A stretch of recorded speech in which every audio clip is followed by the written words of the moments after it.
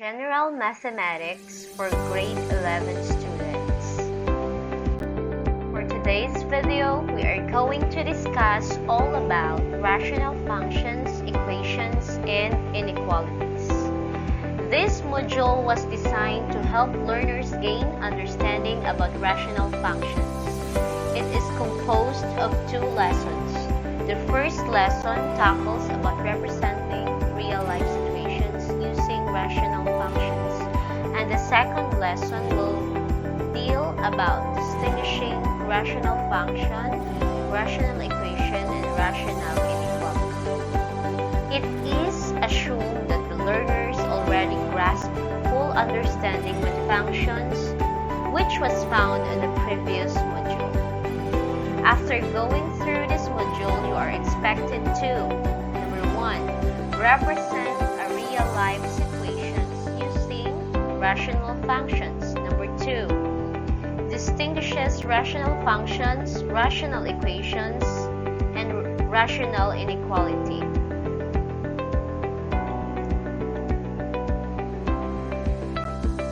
For the first lesson, we have representing real-life equations using rational functions. Rational functions can model a number of real-life situations. One particular example is the help that is extended by the government to the citizens during the time of pandemic. Majority of our fellow citizens experienced hardship and required help coming from the government.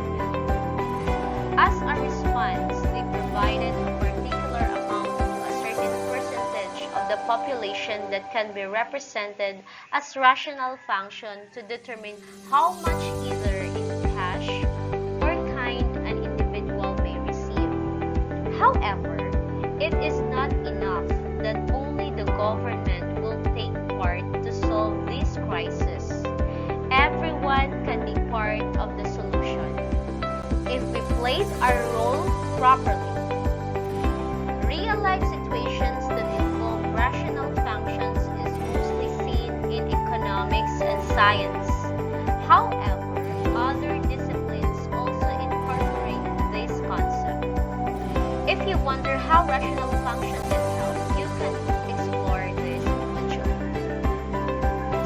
To make the definition of rational function. A rational function, r of x, is a function of the form r of x equals p of x divided by q of x, where p of x and q of x are polynomial functions, and q of x must not be equal to 0. The domain of r of x is a set of real numbers such that q of x is not 0. So, dapat yung q of x or the denominator must not be equal to 0. So, the following are examples of rational functions. Number 1, r of x equals x cubed minus 1 divided by x plus 1. Your x must not be equal to 1. Both numerator and denominator are polynomial functions. Denominator has restriction because it should not be equal to 0. The second one is f of x equals 1 over x. Your x must not be equal to 0. The numerator 1 is a polynomial function with a degree 0. The denominator is a polynomial function and it must not be equal to 0. So again, the denominator must not be equal to 0. There are different scenarios. Another example we have here, a car is to travel a distance of 70 kilometers. Express the velocity v as a function of travel time t in hours. The first thing we do is to show the relationship using a table. Remember that as time increases in traveling, the velocity or the speed of a car will increase sa panaba. So we have here the table. In the upper part, we have time, that is hours. lower part, we have here the velocity or the travel time, kilometer per hour. So if it's 1 hour, then the travel distance is 70 kilometers. If it's 2 hours, then the travel time is 35.